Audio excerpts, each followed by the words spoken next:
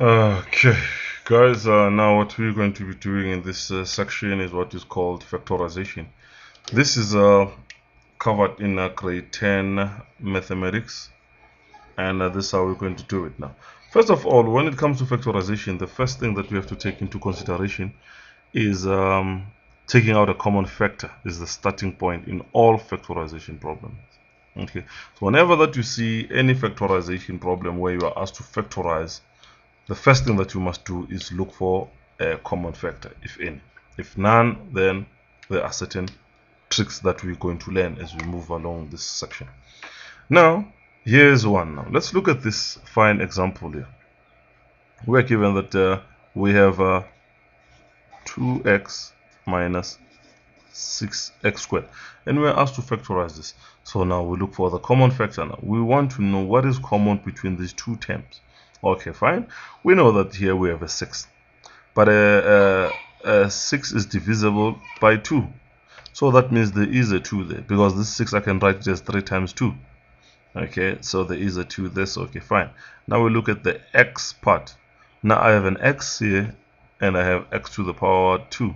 Now, when we have a variable, like in this case we have x to the power 1 and x to the power 2, what the easiest way to do these things is just take the smallest power of x. So now I'm saying you must take 2. We know there is a 2 there, so it's common. There is an x here, because now remember x squared is the same thing as saying x times x, so there is an x there. So we pull out the x. Now what is it? Because I've taken out 2 now, 2x now 2x divided by 2x, I get a 1. Now minus 6 divided, because I'm going to divide numbers by numbers and variables by variables, minus 6, you must remember this is a minus 6 now. Minus 6 divided by 2 gives me a minus 3.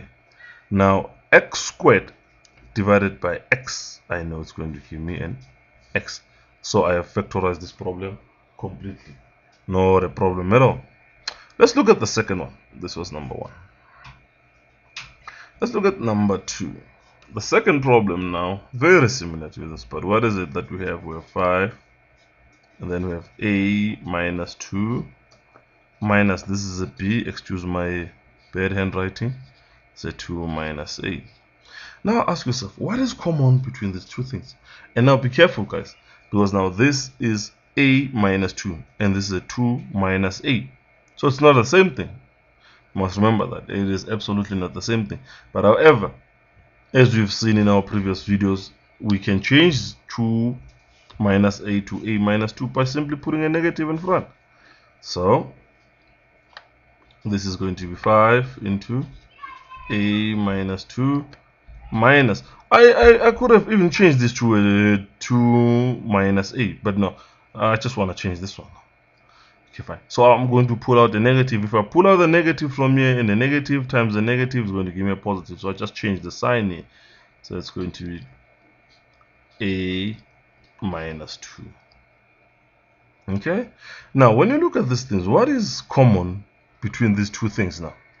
Now what's common here, as you can see, is a minus 2 and a minus 2, because there's a term, this is a term. You must remember, I hope you remember now how to identify terms. This is one term. Must remember, a term is separated by an addition or a negative, or a subtraction, sorry. So now a minus 2 is a common factor, so I'm going to use a minus 2. If I take out a minus 2 there, I'm going to be left with 5. If I take out a minus 2 here, I'm going to be left with plus b. So there we are. So this is grouping. So I've did these examples particularly on purpose, actually, sorry, because I want to show you an example when we do factorizing a quadrinomial. Then you must know these things, or a trinomial. Okay. So now before we move on to the next one, let's just see what other problem is.